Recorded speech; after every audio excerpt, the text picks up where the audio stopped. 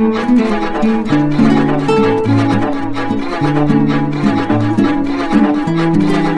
दौरान इंग्लैंड की सबसे फेमस यूनिवर्सिटी कैम्ब्रिज यूनिवर्सिटी पहुंचे। कैम्ब्रिज यूनिवर्सिटी में राहुल गांधी ने एडमिशन लिया। इस दौरान तमाम जो डॉक्यूमेंट थे वो सबमिट करने पड़ते हैं और इन्हीं डॉक्यूमेंट में राहुल गांधी ने खुद का नाम राहुल विंची बताया।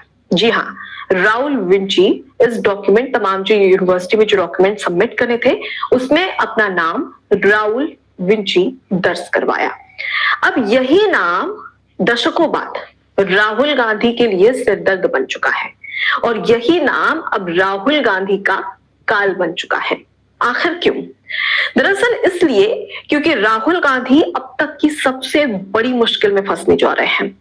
सिर्फ 10 दिन के बाद 28 जनवरी को एक बड़ा फैसला आने वाला है और ये फैसला कोई और नहीं बल्कि एमपी एमएलए कोर्ट की ओर से लिया जाने वाला है। अब इसी बीच में राहुल गांधी के लिए इस तरीके की मुसीबत आने वाली है कि देश से बाहर उन्हें निकाला जा सकता है, यहां तक कि उनकी जो नेता प्रतिपक्ष की जो सदस्यता है और जो पद है उससे भी उन्हें बेदखल कर दिया जा सकता है।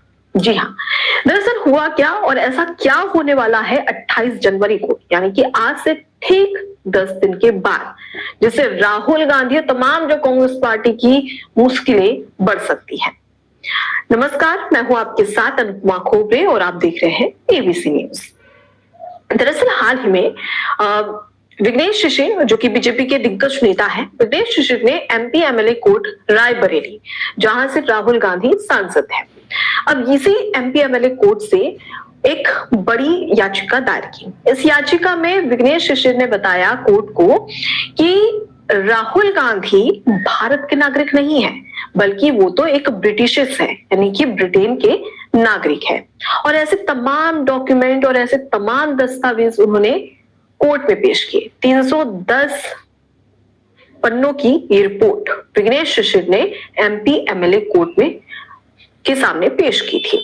310 पन्ने अब राहुल गांधी के लिए सबसे बड़ी मुश्किल बनने वाले हैं। दरअसल इसलिए क्योंकि इन डॉक्यूमेंट में तमाम ऐसे ब्रिटिश के डॉक्यूमेंट है, जैसे विघ्नेश शिशिर खुद ये कह रहे हैं, जिससे कि राहुल गांधी की नागरिकता, भारतीय नागरिकता रद्द की जा सकती है। दरअसल आपको बता दें कि जब ये याचिका दायर की गई और इसके साथ ही विघ्नेश शिशिर ने बड़ी बातें रखी। विघ्नेश शिशिर ने बताया कि जब राहुल गांधी 2004 में पहली बार लोकसभा चुनाव में उतरे, अमेठी से वो चुनाव लड़ रहे थे, इस दौरान अपना हलफनामा देना पड़ता है। किसी भी प्रत्याशी को, किसी भी पार्टी के प्रत्याशी को किसी भी विधानसभा या लोकसभा सीट से अगर वो चुनाव लड़ता है तो उसे अपना जो नामांकन है वो दर्ज करवाना पड़ता है।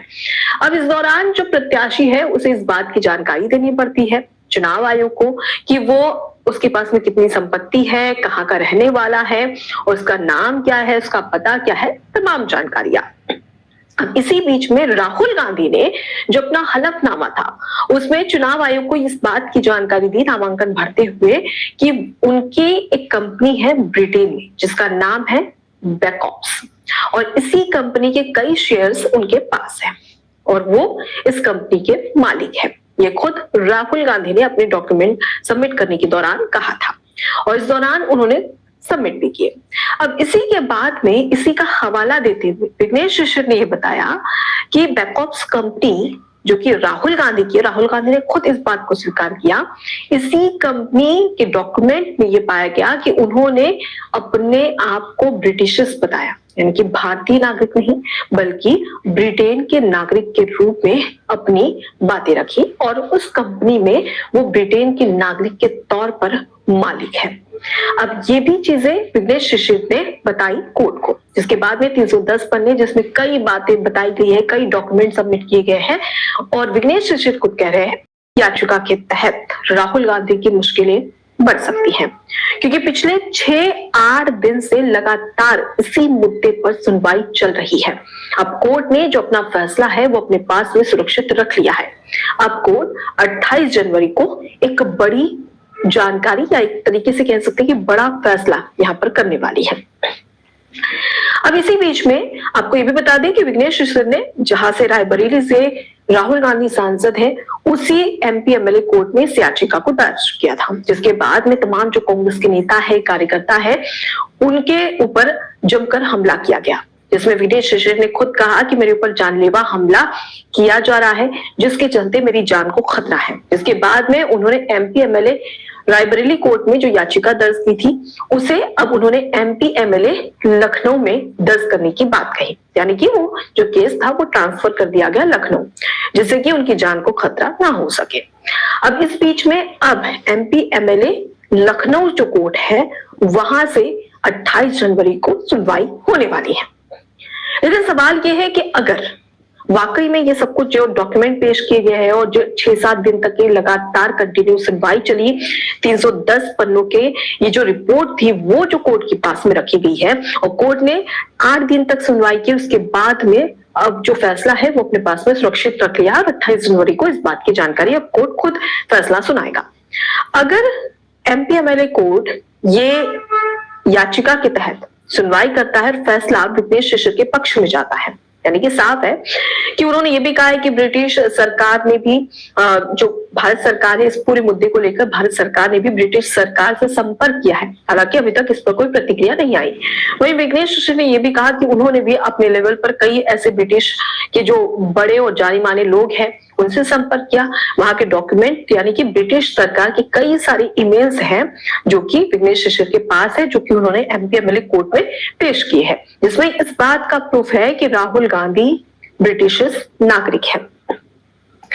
अब इसी बीच में अगर ये साबित हो जाता है और 28 जनवरी को एमपी एमएलए कोर्ट विघ्नेश शिशिर के पक्ष में फैसला लेता है कि राहुल गांधी भारत के नागरिक नहीं है बल्कि ब्रिटेन के नागरिक है, तो ऐसे में राहुल गांधी की मुश्किलें बढ़ सकती हैं।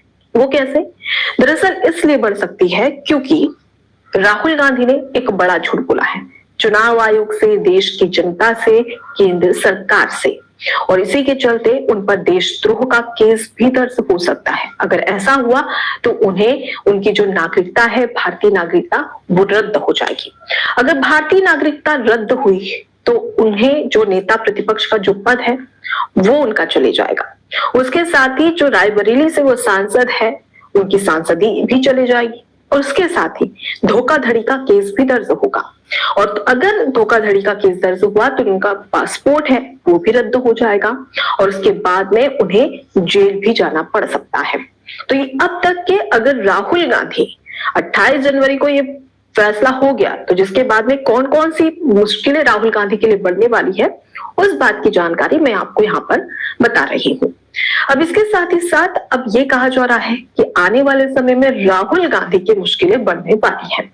वो इसलिए क्योंकि अगर जो डॉक्यूमेंट और जो सबूत पेश किए गए हैं विघ्नेश शिशिर की ओर से, इस पर सुनवाई हुई और अब 28 जनवरी को जो फैसला आने वाला है उसमें अगर एमपी एमएलए कोर्ट इस बात का फैसला लेती है कि राहुल गांधी ब्रिटिश नागरिक है, तो इतनी परेशानियां उनकी बढ़ सकती है।